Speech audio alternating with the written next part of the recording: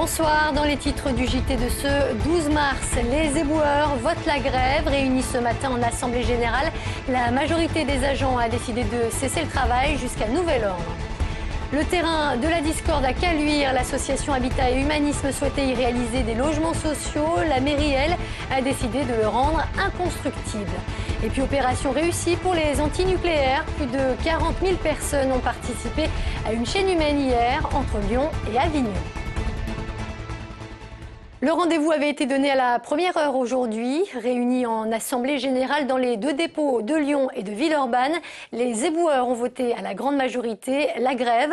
Un mouvement pour dénoncer le projet du Grand Lyon de privatiser la collecte en centre-ville. Les précisions d'Emmanuel Lebon. La seule revendication de garder Lyon et Villeurbanne en régie, est-ce que vous êtes pour faire grève? Ceux qui sont pour, lèvent la main. 5h30 ce matin à la déchetterie de Gerland, une des 3 que compte le Grand Lyon. Après 15 jours de menaces, la grève est finalement votée à la majorité.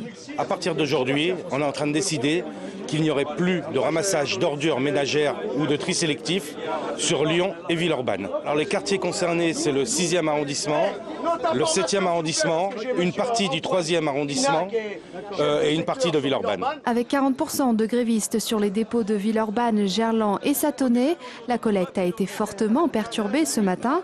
Dans le 6e, par exemple, les poubelles sont restées sur le trottoir. Plus tôt, des éboueurs ont bloqué les camions de ce secteur.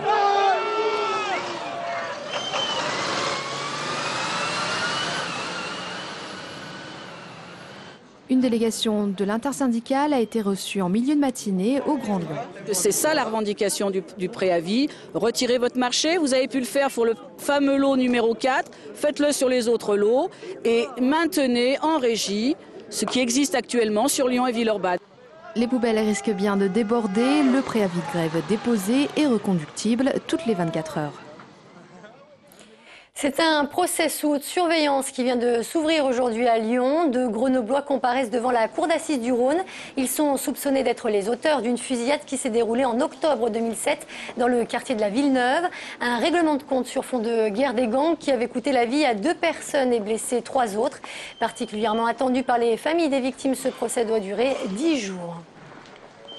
Elles attendent que les personnes assument leurs responsabilités et qu'elles expliquent surtout les raisons pour lesquelles elles ont commis ces faits particulièrement horribles, puisqu'il semblerait qu'ils ont tiré un peu au hasard sur cette place publique sur laquelle jouaient femmes et enfants. Grenoble est le quartier de la Villeneuve que Nicolas Sarkozy connaît bien pour y avoir prononcé un célèbre discours en juillet 2010.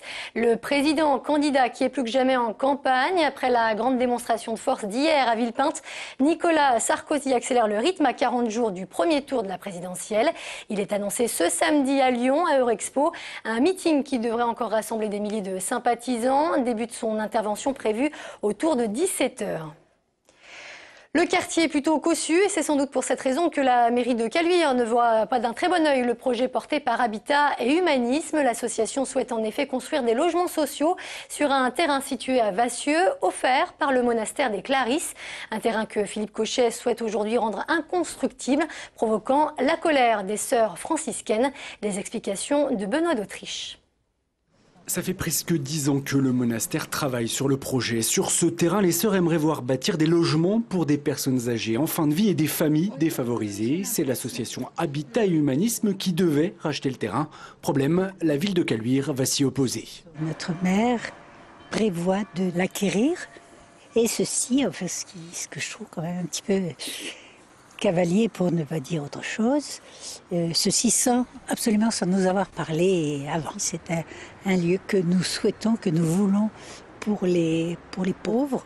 Les sœurs ont la colère feutrée, mais l'indignation est bien réelle, d'autant que la mairie était au courant du projet depuis le début et qu'elle a décidé de construire à la place une aire de jeu pour enfants. Regardez les maisons, ce sont toutes des maisons résidentielles.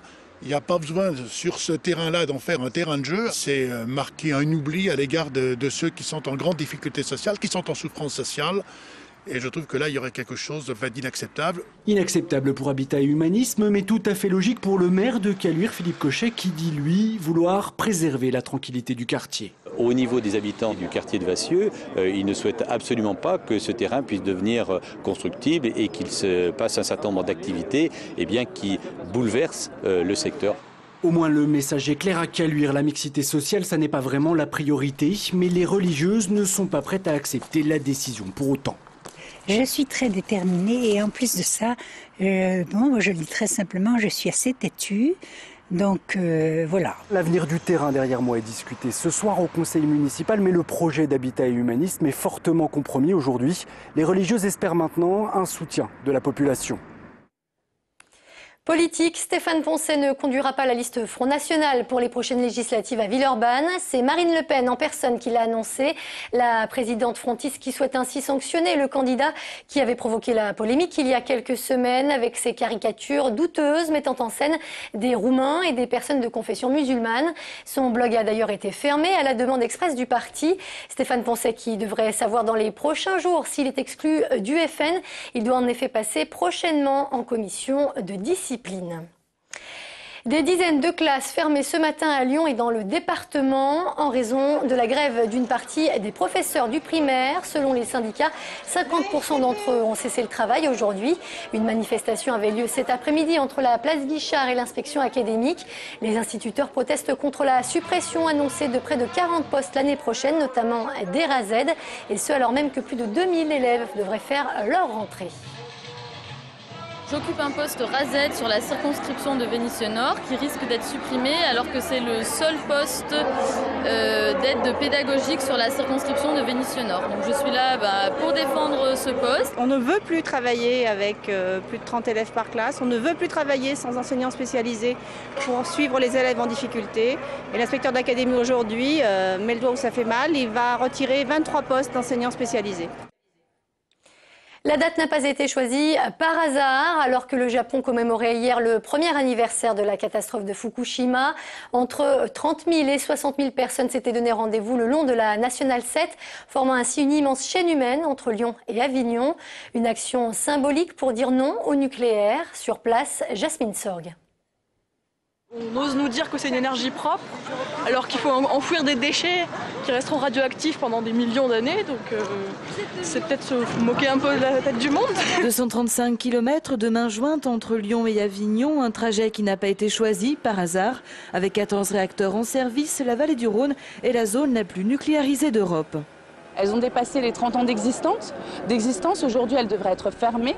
Or, on essaie de les prolonger, alors qu'au plus une centrale vieillit, au plus les pièces s'usent et au plus elles sont soumises au risque d'accident. Il y a une épée de Damoclès qui pèse au-dessus de notre tête. Nous ne sommes pas du tout à l'abri d'un accident majeur. La France est toujours dépendante à 75% de l'atome. Mobilisée pour faire bouger le monde politique français, peu réactif, selon l'association, après l'accident de Fukushima. Voilà l'un des buts de la chaîne humaine. Eva Joly, candidate d'Europe Écologie à Lyon ce week-end, s'est jointe à eux. Nous avons encore un travail à faire pour que l'opinion comprenne vraiment le risque et comprenne que c'est un risque inutile, que nous savons faire autrement. Nous sommes pour une reconversion de notre économie qui créera 1 million d'emplois d'ici 2020. Les 60 000 personnes ont bien sûr rendu hommage aux victimes de Fukushima en ce jour d'anniversaire. Le séisme suivi du tsunami ont fait plus de 19 000 morts et disparus. C'est la plus grande catastrophe atomique depuis Tchernobyl.